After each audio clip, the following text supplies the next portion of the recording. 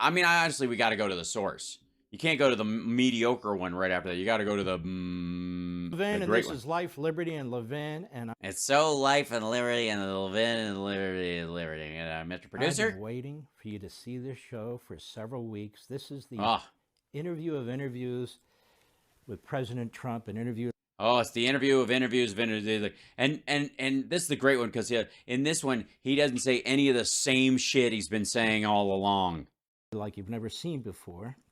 Oh, God, it's nude. Please, no.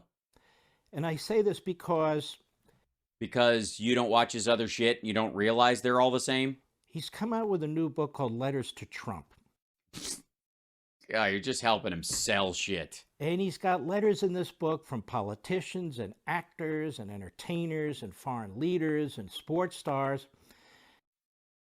So fucking what? You're not going to believe the kinds of letters he got and what these people said. And during the course of this interview, we talk about these individuals and we apply it to current events and to history. Yes, absolutely. Especially when Nixon wrote to him about how good he was on Donahue. The president does a fantastic interview if you let him speak. Yeah. If you just stop interrupting him with your stupid fucking questions, you interviewers, why don't you just start a rally right in your living room? And that's exactly what I did. All right, good. Well, at least you know, that's the great thing about Mark Levin. Man's got to know his limitations. This interview was conducted literally minutes before the rogue prosecutor in Manhattan came down with his decision. So this was the last interview. All right, this is the one where he went to dinner with him afterwards, and he was saying, he was so calm, and I wouldn't be calm. I'd be flipping the fuck out, remember? Before that occurred. I really want you to check this out. And by I might bail out halfway through, honestly. the way, you can get the book at 45 books. No, I'm not going to get the book.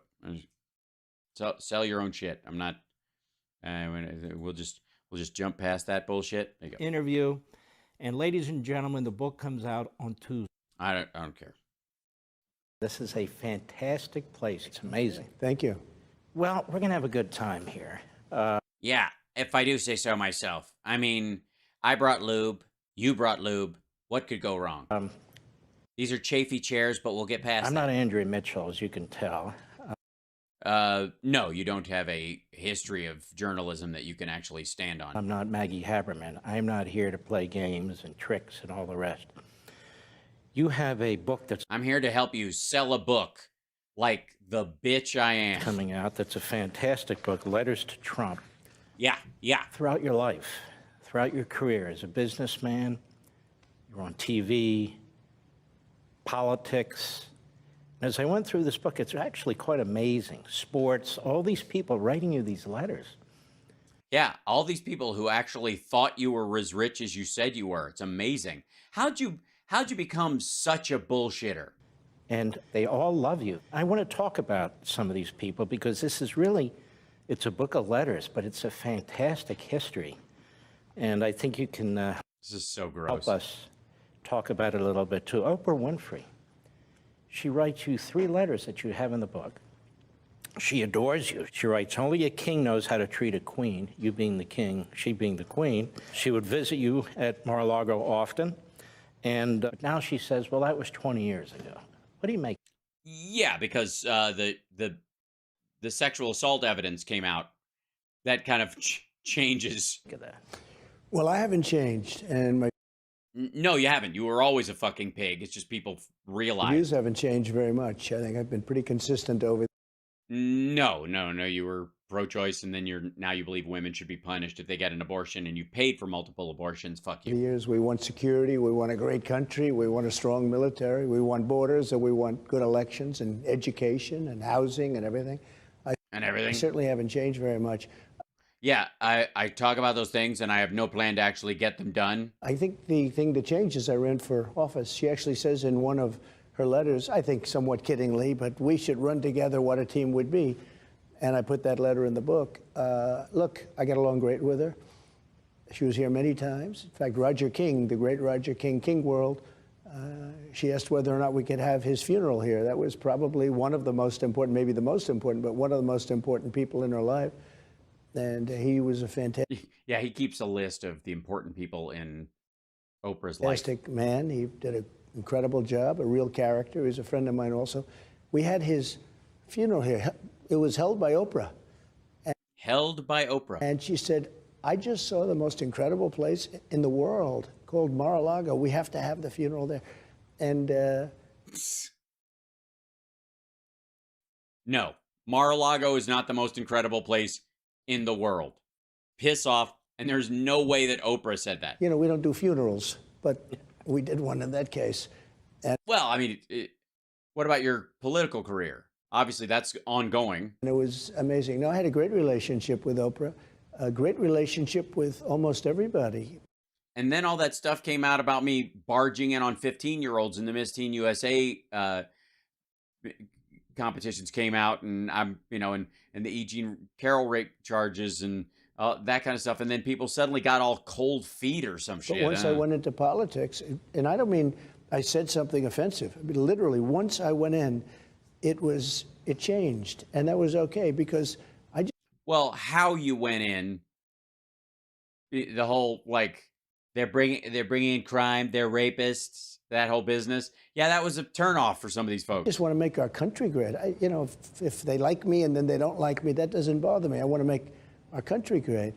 But it Well, you had 4 years. What happened? is incredible when you look at the difference between those letters and now. Now, in some cases, people like me better. I will tell you, the public probably likes me better. No. Because we have tremendous support. We're in Texas, as you know, and we had an unbelievable crowd. Record-setting crowds, record-setting like nobody. Yeah, a record-setting crowd.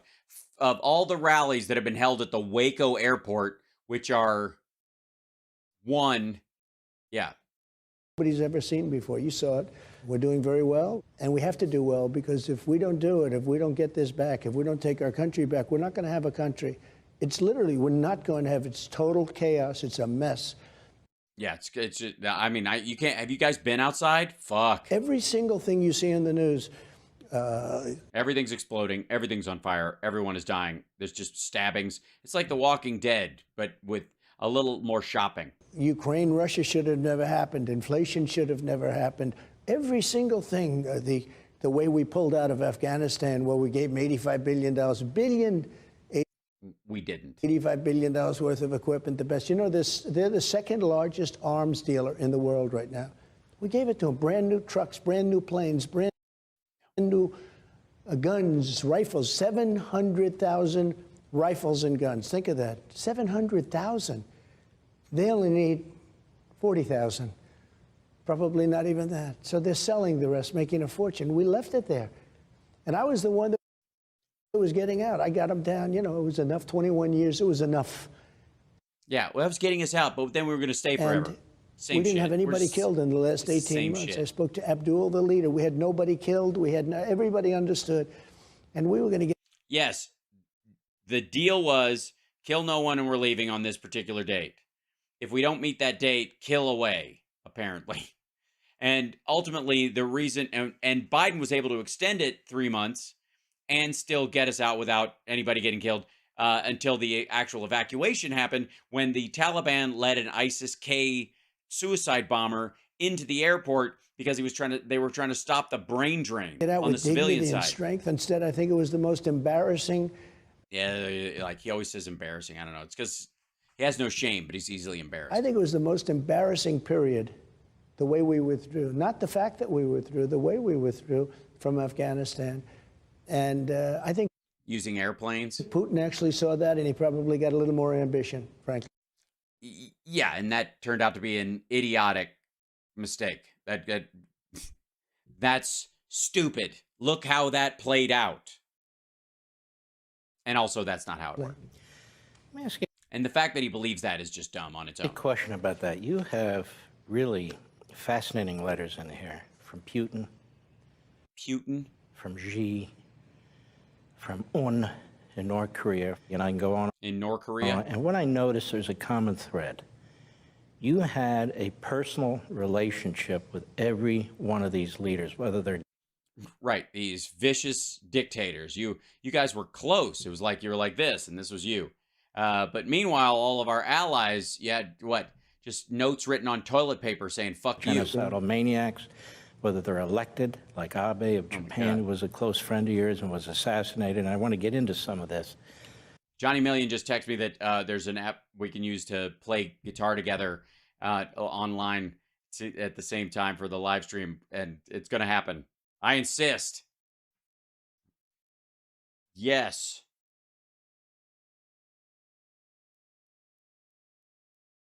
Hold on.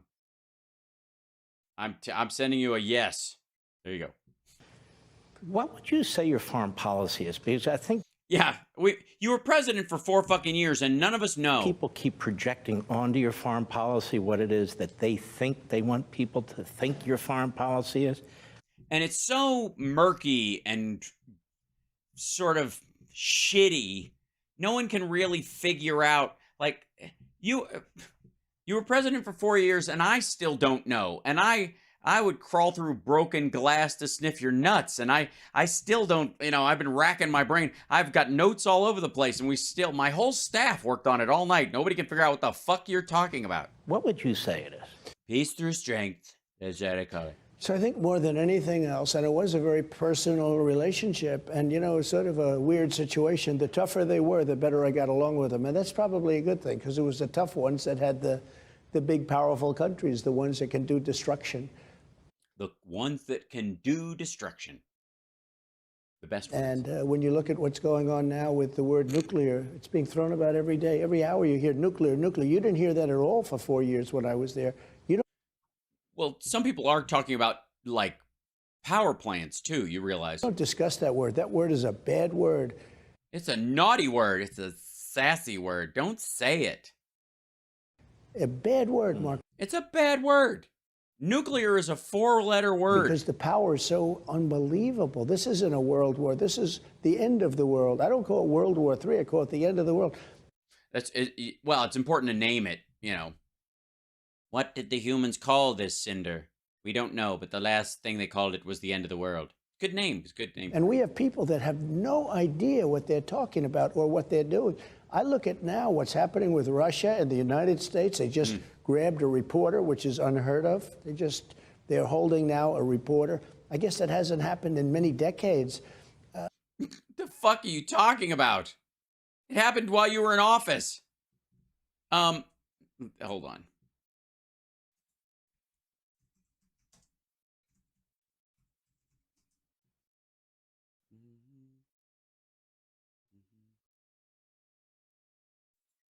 Perhaps you might recall the assassination of Jamal Khashoggi, which happened when you were fucking president. Who does this? Who grabs reporters? What's going on? We are at, in my opinion, because of the power of weaponry, mostly the power of weaponry. Nuclear, but other things also. Also nuclear, and then things that are just kind of bang bang. We are in the most dangerous position. We are currently stuck in pew-pew land. We've ever been in as a nation right now. And we have a leader that just doesn't know what's going on. He just doesn't know what's going on. And we want to be nice about it. Everybody wants to be nice about it. But the world is at balance, and this country might not exist. I mean, we may not exist anymore. The world is at balance, and this country might not exist anymore. Nice about it. Everybody wants to be nice about it. But the world is at balance, and this country might not exist. I mean, we may not exist anymore. Yeah, that makes sense. I don't even know why I reversed it. Yeah, totally. Yeah. The world is at balance, and this country might not exist anymore. I don't even know why I try. Because we're talking about power of weapons that is so unbelievable. I know better than anybody because I got to see it. And what do you mean you got to see it? We didn't test nukes while you were in office, dumb fuck. I got to see it. I watched that scene in Terminator 2 Judgment Day a dozen times where Linda Hamilton is is that her name? She's hanging on to the fence and it blows her skin off. I saw it firsthand. We have people that don't understand that, and they not like you do, obviously. They talk tough when they should be nice, and they talk nice when they should be tough. I mean, Well, that's the thing. They keep talking nice to our allies and tough to our enemies. It's weird. It's the opposite. Everything you see they say is just wrong.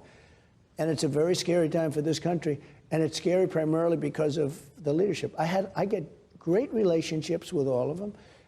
President Xi was very close to me. He was right here. He was right in this room. We spent a whole weekend together. Oh, did you? What'd you talk about? A whole weekend? At Mar-a-Lago. And we had No, he's just spent the whole weekend together at Mar-a-Lago. That is longer than Biden has ever spent with him in one fell swoop, tremendous and certainly not on private property owned by him. talks. I made an incredible trade deal. Then COVID came along. I don't even talk about it. Well, that's because it wasn't an incredible trade deal. They only lived up to a third of It was one of the greatest trade deals ever made. No, it wasn't. Gave our farmers and manufacturers $50 billion. No, you subsidized them through, you routed tariff money to them to try and buy their votes going into the election. I got $28 billion cash for our farmers, where they literally wrote out checks to my farmers. China did. Nobody wants to talk about it. China did not write checks to the fucking farmers. Shut the fuck up. Honest to God. I got $28 billion for our farmers. That's Yeah, and then they're going to go and fucking vote for Biden? What the shit? why the farmers like me. That's why I'm not losing Nebraska and I'm not losing Iowa, because they got, I mean, nobody ever even thought it was possible. 28 Again, what isn't this vote buying at a certain point? billion Fuck. I got because they were taken advantage of and hurt by China. And I got it back in the form of taxes, tariffs, and other things. And other things. with hundreds of billions. Well, and checks, right? China wrote farmers checks. We need to go interview some of these Iowa farmers that got a check directly from China. Was it in yuan? Billions left over. And no other president got 10 cents. And yet I got along with President Xi incredibly well. But I was stopping the rampage. It was the rape of America. That's what it was. It was the rape of America, what Ew, fuck off. China was doing to us. And we had people leading that had no clue. They had no clue. I'm telling you, not 10 cents did we get from China. I got hundreds.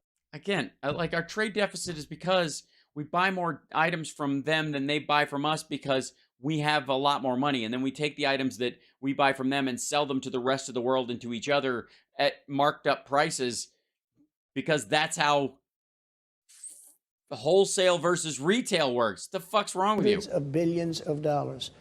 And I gave 28 billion of it to the farmers because they were really taken advantage of and hurt by China.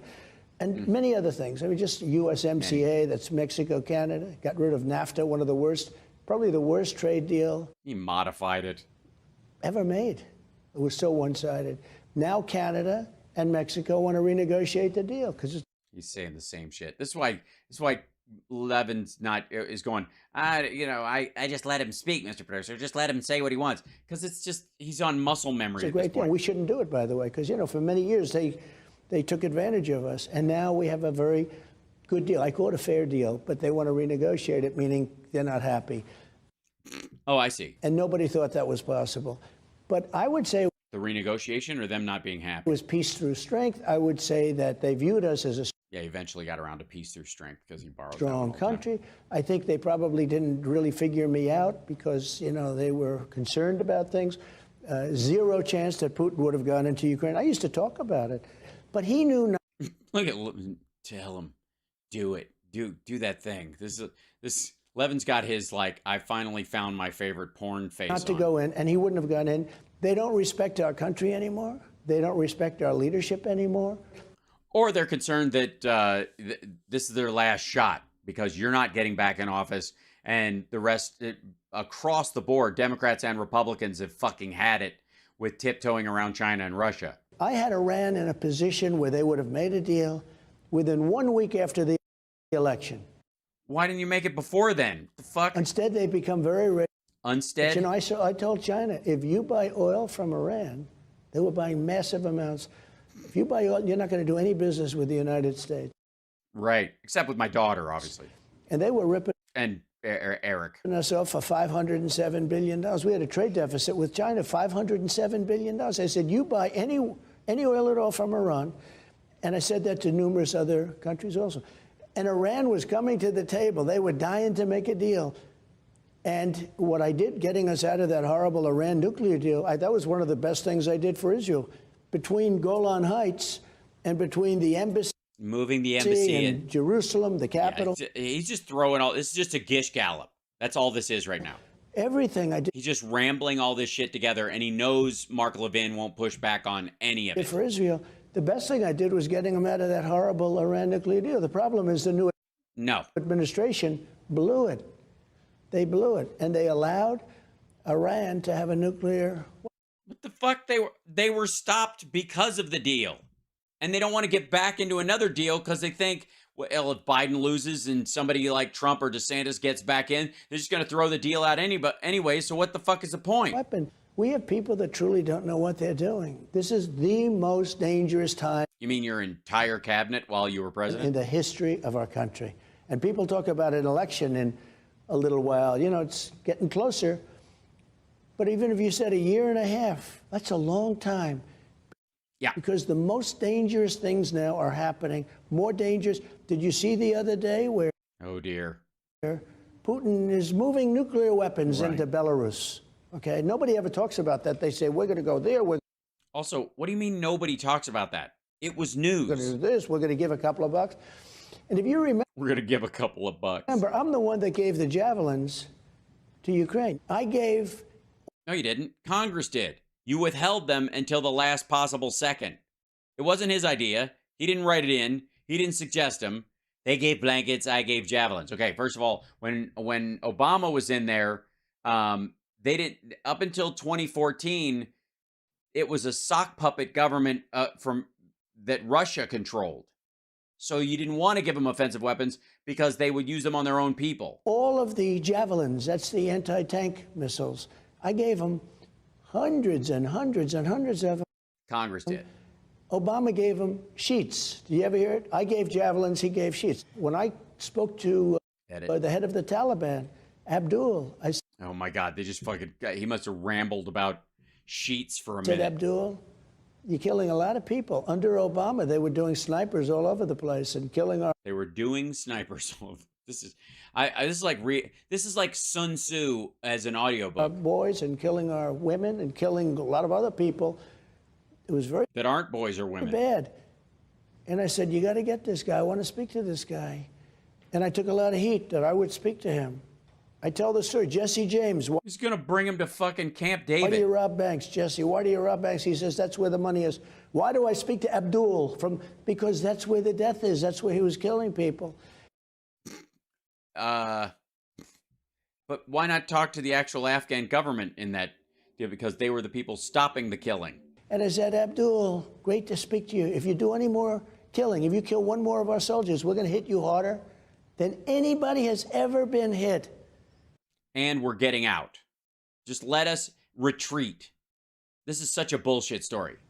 And he actually said to me, but why do you send me a picture of my home? Oh, God. But why? I said, you'll have to figure that one out for yourself, Abdul. You'll have to figure that one out. Or your children and your wife, your wives, plural probably. You know, you're not there. I know you're not there because we know exactly where you are. So I'm just going to murder women and children if you don't do what I say. You know, for America. For yourself, or ask one of your wives. From that point. Right. See that? Ask one of your wives. Point forward, we didn't have one soldier even shot at, not one soldier killed. Because the other part of this deal is we're getting out by this date. Don't kill anybody, we'll be out by this date. If you kill anybody, then we're going to stay. And then when I was gone, they did the withdrawal. Milley should be court-martialed. They did a withdrawal where the people, think of this, Mark, this is where the soldiers came out first. No. If you asked a 5-year-old child. They sent 6,000 soldiers in to help with the evacuation. Strategy. The last person to get on one of the planes that left, the final plane that left, the last person on was a soldier. A captain. The soldiers come out last. They were so afraid of our F-16s and our fighter jets. We had brand new. I rebuilt the whole thing. I had brand new, gorgeous stuff. We had stuff that was 48 years old. Oh my God, 48. You wouldn't keep a wife that's over that. They were so afraid of it, they would just run back when they heard those engines. Now they own those planes. No, they do not. They own those planes, No, they do not. Mark. They do not. And I said to these people, The Taliban does not have an air force. when I was getting ready to pull out, I said, I want every nail, I want every screw, I want every bolt, I want all the canvas from the tents. What do you mean the tents, sir? I want those big, massive tents. They're like hangars with canvas They are hangars. covers, steel. I want all of that. I want the tanks, I want the planes, I want the guns, I want everything. I don't want you to leave a screw or a bolt. Yeah, I want soldiers walking around with fucking magnets on the end of a stem, putting their lives in danger to pick up screws left behind so that we can fly scrap back to the, I don't know, Germany. And then Millie said to Also, yes, never happened. me, sir, I think it's easier if we left everything. I said, why? It's cheaper. I said, so let me ask you, we have a $150 million airplane. We have to fill it up with No, there were no $150 million airplanes left behind. There weren't. Period. They flew the planes out. He was talking about the fucking tents. tank of gas. Why would you have soldiers as the Taliban is moving across and the Afghans would be fighting them at the same time on bases that we had set up where we had soldiers that while the Afghans were fighting the Taliban, we would have our soldiers walking around disassembling tents to take away. What the fuck? A little fuel in there. You say it's cheaper to leave the plane than it is to fly it to Pakistan and then take it back home, or fly it to some other place that we get along with and take it back home, or fly it directly? We're going to give them $100 million, $150 million plane. Yeah, you can fuel up any of those prop planes and fly them all the way to the United States from Afghanistan on one tank of gas. Who doesn't know that? Because you think it's cheaper. It's not cheaper. These are stupid people we have. These are stupid people. Or you don't understand anything. They take the military out before we take our hostages out because they're hostages. We didn't have hostages. The American people now are hostages. They're not hostages. The American people are not hostages. We had dual citizenship people in Afghanistan, many of whom were in the fucking opium trade, who were like, I'm staying. Those people are not hostages. They're refining the precursors for opioids right now. Good Lord.